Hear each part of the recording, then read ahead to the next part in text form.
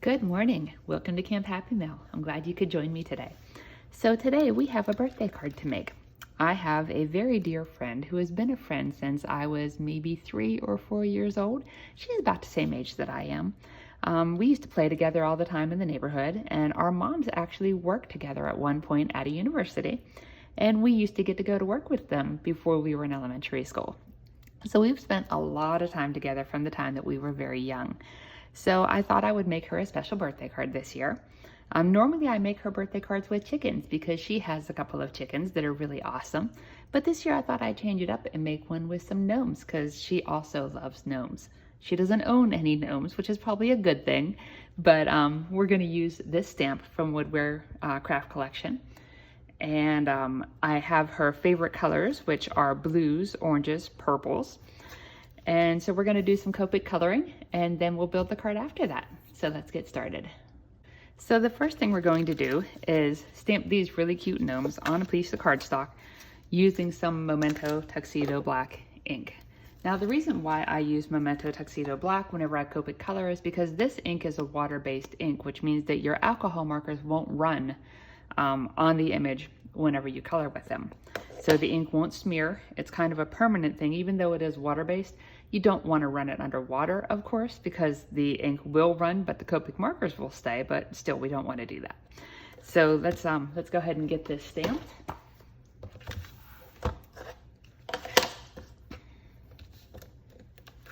The cardstock is just basic. This is accent opaque white. You can also use Nina, or you can use hammer mill or any other variety. This is a 60-pound cardstock. I didn't want it to be too thick because it doesn't really need to be. And I'm going to fussy cut this. And that takes a little bit of effort. As somebody that doesn't like to fussy cut things, I find it's just easier to cut through a 60-pound paper than it is like a 110-pound paper. But the preference is totally yours. You can use whatever paper you want to use.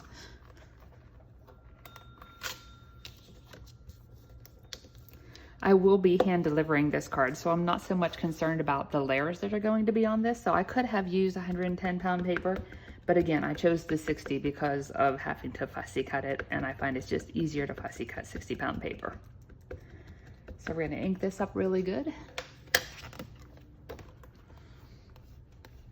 We're just gonna press it down. Now you don't need to give this a lot of pressure whenever you're pressing it down. Because you do have the opportunity that you can stamp this a second time if your imprint isn't as dark as you want it to be.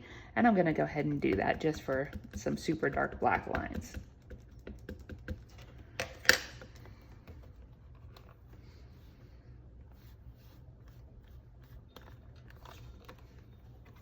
All right, I think that'll work.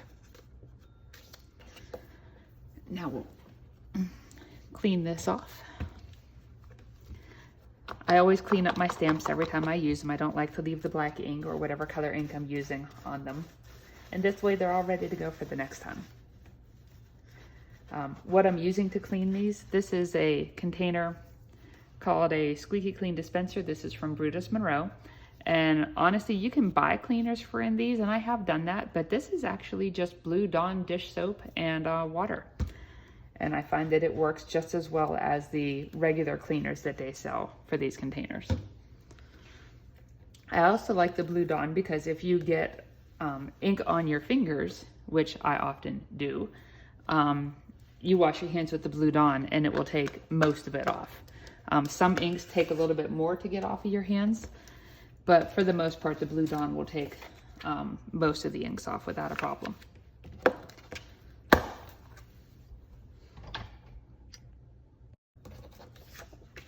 All right, so now we're ready to color. So the colors that I've chosen, and you can use any colors you want when you color your pictures. The way that I normally do mine, after I've selected what colors I'm using, I try to find a light color, a medium shade, and then a dark shade of each of my colors. And then I have my, my skin tones, which again is a light, a medium, and a dark. So I'm gonna go ahead and start off with the blue. And if you're interested in the marker numbers, these are Copic markers, and I'm using a B21, a B24, and a B26. So that's light, medium, and dark. So So I start off with the lightest color, which is the B21. And basically I just color in everything that I want to color with blue.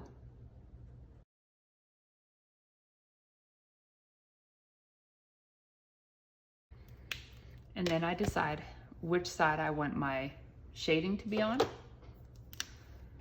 And that's where I put my medium color. I think we'll do some here where the hat droops down behind the back part of the front of the hat. And we'll go across the front a little bit.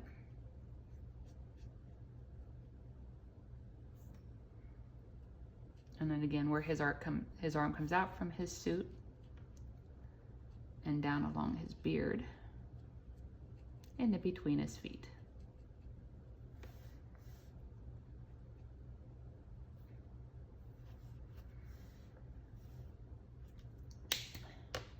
And then with the dark color, I go back over those shadows. And this is the B26. I don't completely cover up the medium color because I still want some of that to show. And I might have to go back and add some more of that into this. But I essentially just go along the inside of where I want the shadow to be so it's the darkest.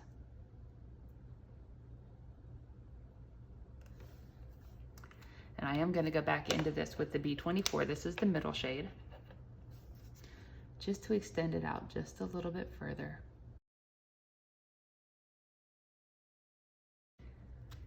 And then I go back over it again with the lightest color to blend it all together.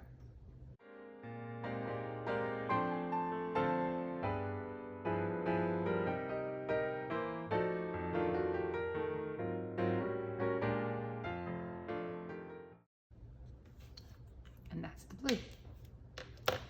And then we'll do the same thing with the yellow oranges. And this is YR15.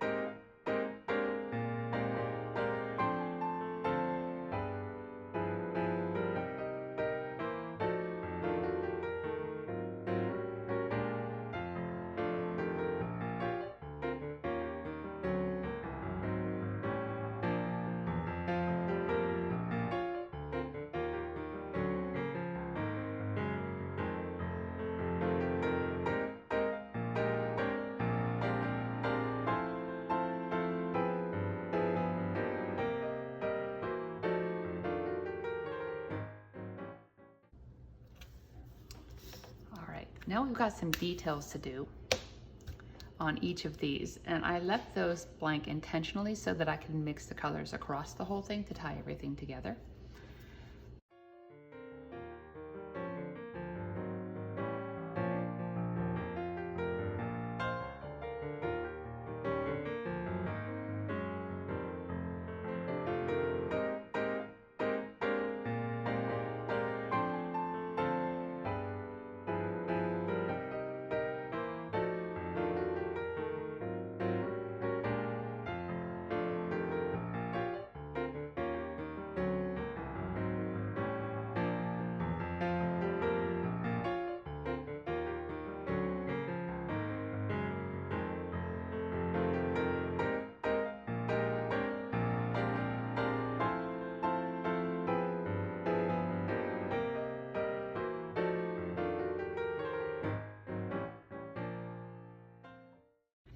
Okay, so now that we're done basically with the purples, yellow, reds, the blues, and the yellows, we're going to move those out of the way.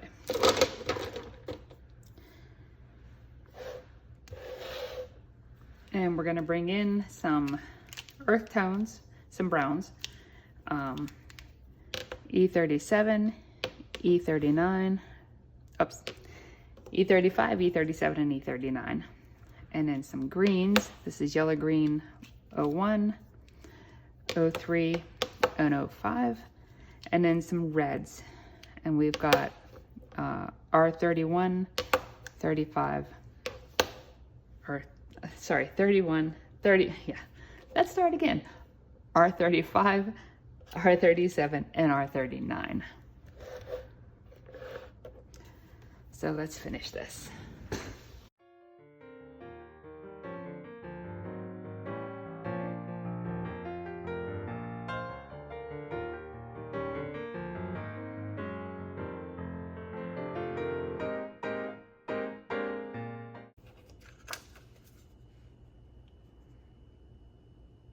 Okay, now that we're all colored, now we're gonna go ahead and cut this out and make our card.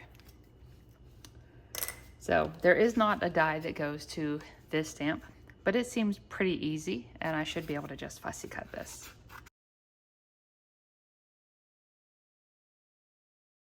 These are Stampin' Up! Scissors.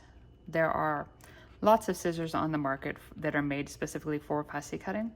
The main thing that you want to look for when you're looking for a pair of scissors that are good for fussy cutting is you want the blades to be super, super thin. These are really thin even as compared to like the Fiskars brand.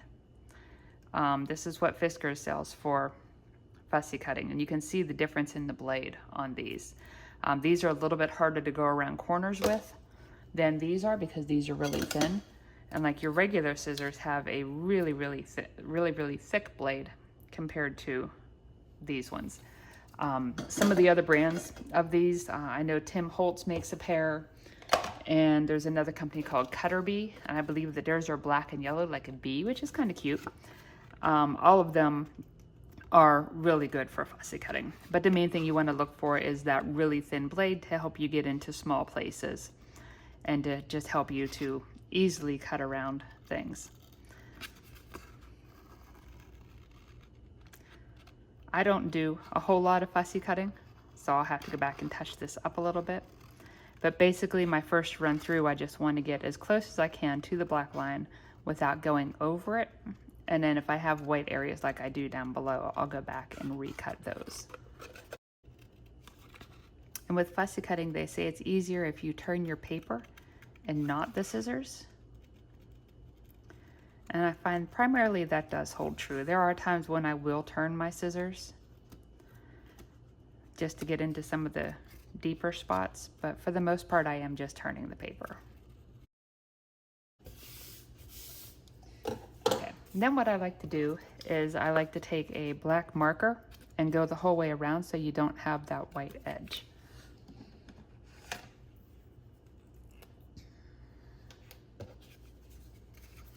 And I do this from the back instead of the front in case I accidentally tap onto the picture. And this just gives it a little bit more finished look.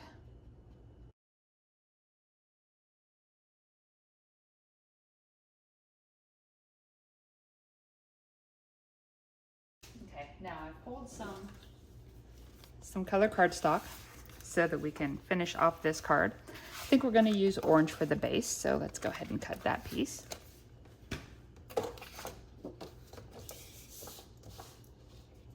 The base is half a sheet of 8.5 by 11.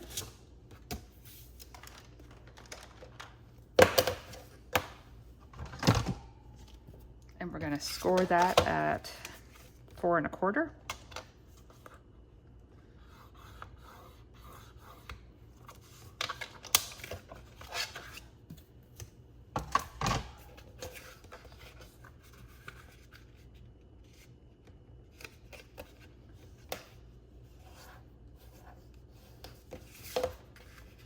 And I think because of the orientation of these, we're going to make it a horizontal card.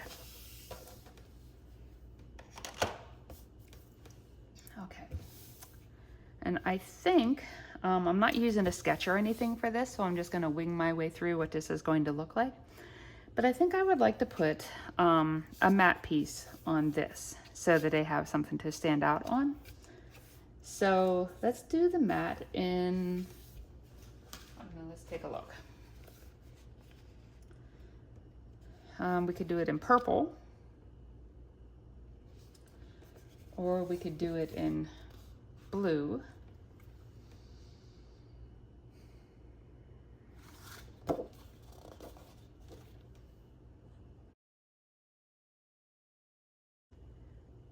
And I think maybe a lighter shade of purple.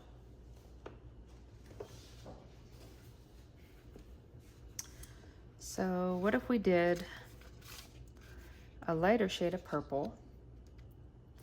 Yeah, let's start with that.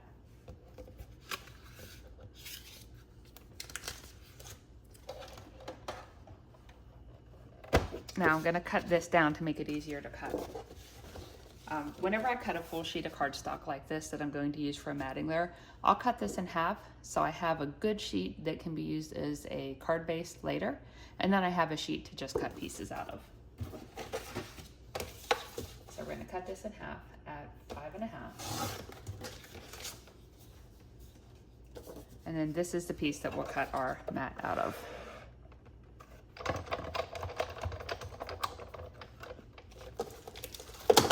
I have some not stitch, but I have some rectangle dies from Hero Arts. These are their infinity dies. So we'll use some of those. So let's see, I think this is probably the size of a regular card base. Yeah, so the largest size will give you the actual if you want to cover the whole card front, but I don't want to cover the whole card front. So maybe the next size down would be a good option. And I think I want a little more of a border than that. So let's go with the third size in and see where that takes us. Yeah, I think that'll work. So we'll use the third size in.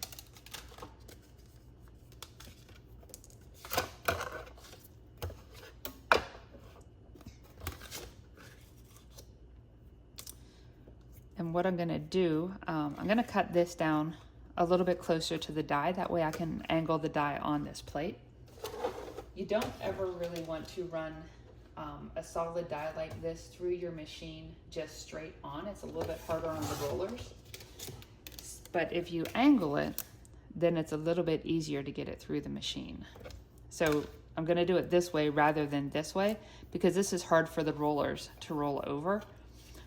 But if we do it in an angle, then it's not taking on the whole edge all at one time. All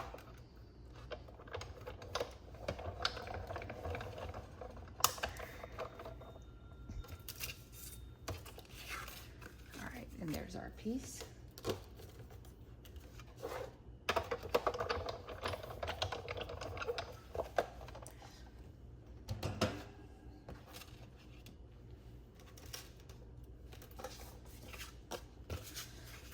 This piece will go on here.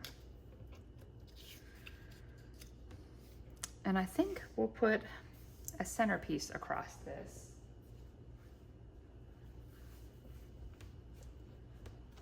And maybe we'll do that in maybe blue. So let me see if I have a scrap piece that will work across the center of that.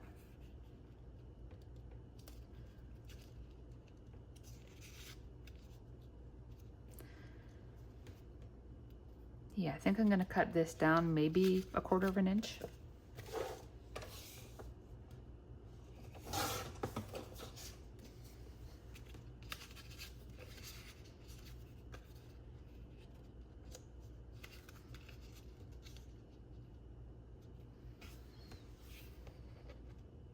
Okay. How about if we put some, I wonder if I got some purple glitter paper that we can put behind this stripe just to give it a little something extra. Okay, so I've got some glitter paper here. I have 2 different kinds. This is scrapbook.com's rainbow glitter paper. It is non-shedding glitter paper, which is a beautiful thing, and it's very, very thin. So I've got purples, reds, oranges. Oh, orange could be interesting. That's a possibility. Gold, green, blue. Oh, a darker shade of blue. That could be interesting too.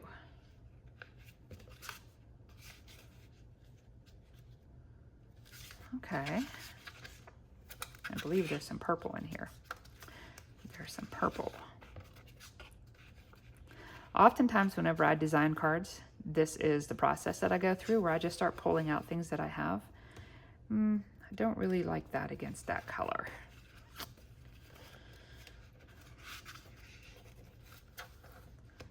And maybe we will end up changing that to a darker purple. We'll see. Oh, shiny purple.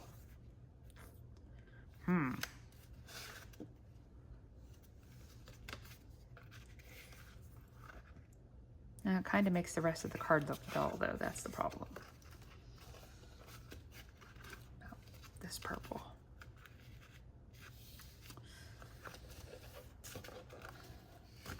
I wonder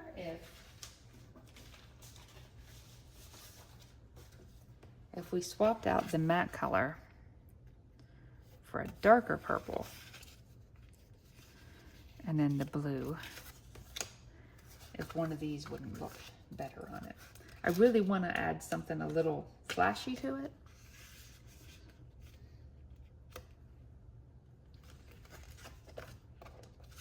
Okay, so there's that possibility.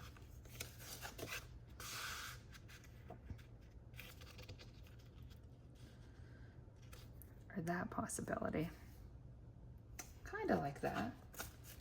Although, you know, it could be fun to do, that is the matte layer. And then this is the stripe. No. That is the matte layer. That is the stripe. I think that purple's a little too bright. So what other colors are in here?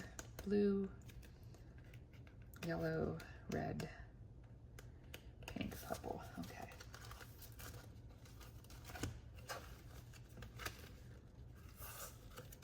I think that's this one. All right, so let's go back to this one again. So if we did the orange, purple, is that too different? Blue. I think this is too reddish. Let's take a look at what the blue was in here. So orange, purple,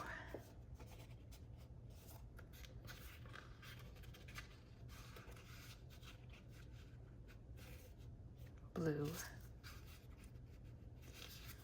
blue,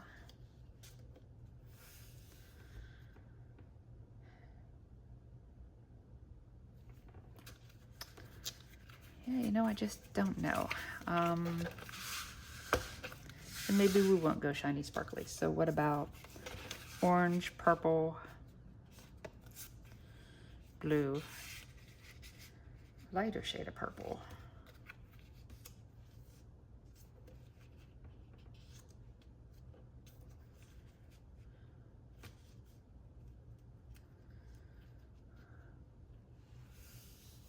Okay, I think we're gonna do this combination. And I'm gonna add something else a little extra because I couldn't figure out the glitter paper. I've got these. And I think maybe we'll do some of these along this border just to jazz it up a little bit. And I think there's other shades in here too, maybe.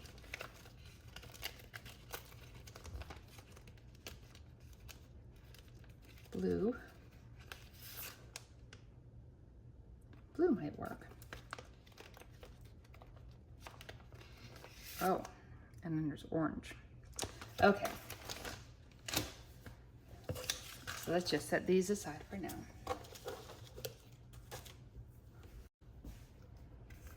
Okay, so I need to recut the center matte piece to be this darker color.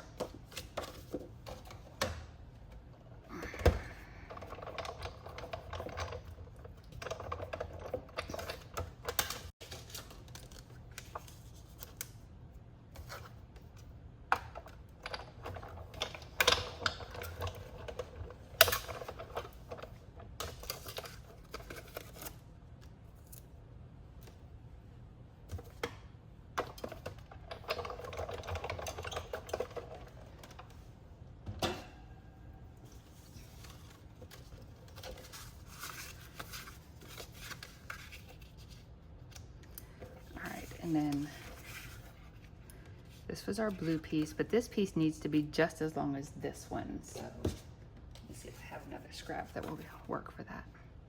And I do, okay. So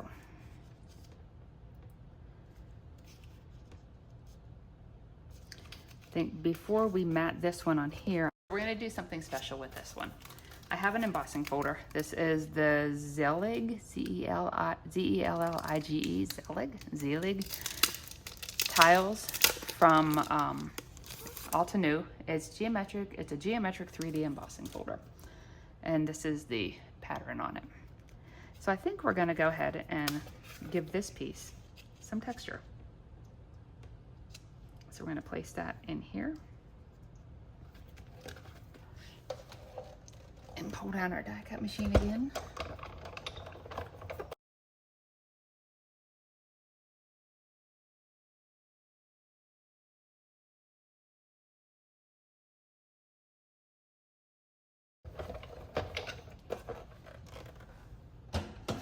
Okay.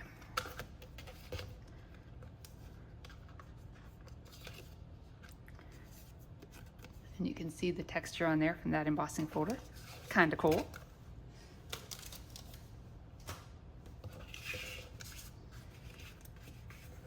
Okay, so let's start to put this together.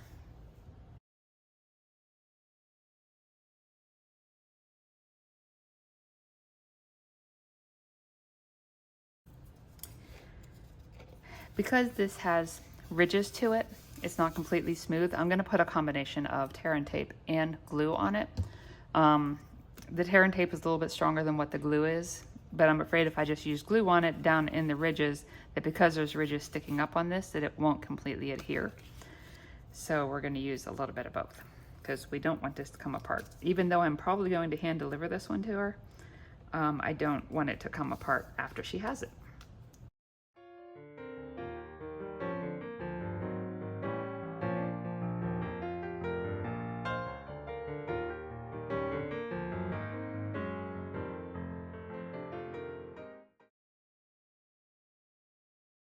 Okay, now I'm going to trim this so that there's an equal border on this side.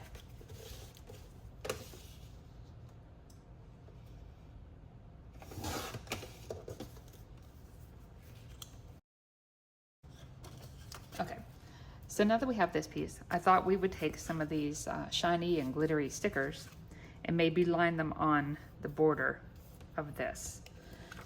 Not sure what that's going to look like, but maybe we'll give it a try here.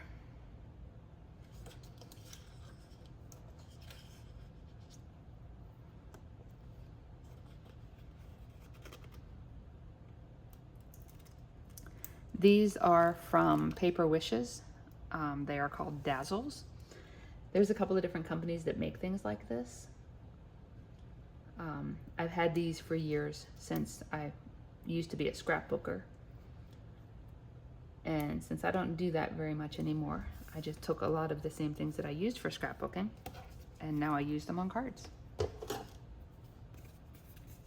the nice thing about paper craft hobbies is you can use supplies from one to do the other and not have to reinvest in a bunch of brand new stuff.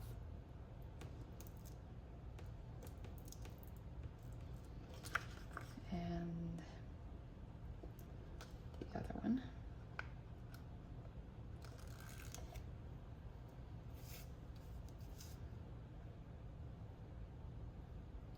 And my edges were obviously not cut very equal.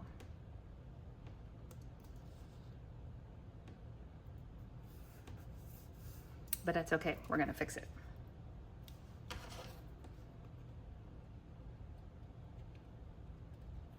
Okay, that's kind of cute. So then we'll put this one on here for another project. All right, so because my edge on this one sticks up a little more than my edge on this one, we're just gonna trim this one so that they match.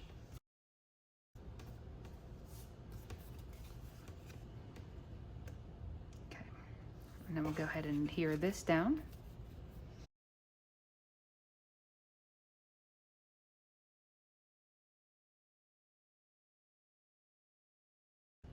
All right, Now, we want a happy birthday sentiment for on here, so let me grab the sentiments binder. So I have a binder, and a lot of people do this, but I have a binder, and this is a binder by Simple Stories. It's 6 by 8, and it has pocket pages in it, and then any sentiments that I die cut out or that I make on the computer myself, which is a lot of these, or you can buy sentiment strips like this. I've bought some, but I do prefer to make my own. And right here we go, happy birthday. So because it is a birthday card, so now I have to decide which font do I want. And there's that one. I think I'm gonna go with this one, maybe. Let's see if it'll fit in here. Oh, it's gonna be too long. So maybe we'll go with this one because it's shorter and I can tuck it. Yeah. So I need to make some of these that have smaller fonts on them, it looks like.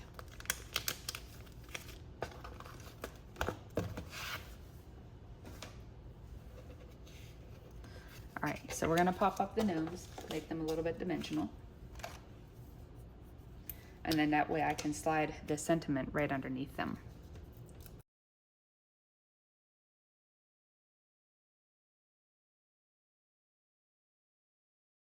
Oh, wait, let me see, where's the sentiment gonna fall on this? So it's gonna have to go into that hand, so.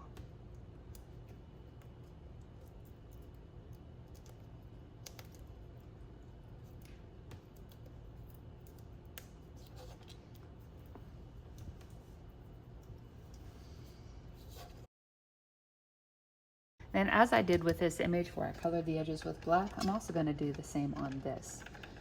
This sentiment was printed on an inkjet printer.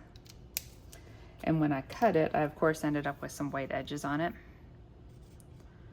So I'm just gonna color those and make them black. Again, coloring from the back so you don't write on the front.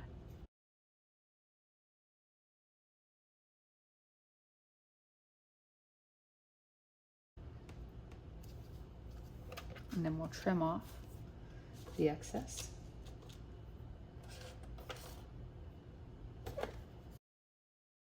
All right, now the last thing we need to do is just add the stamp to the back, and this card will be done.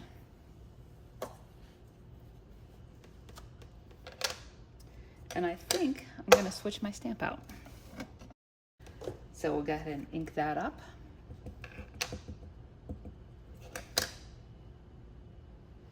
And we'll stamp that on the back of our card.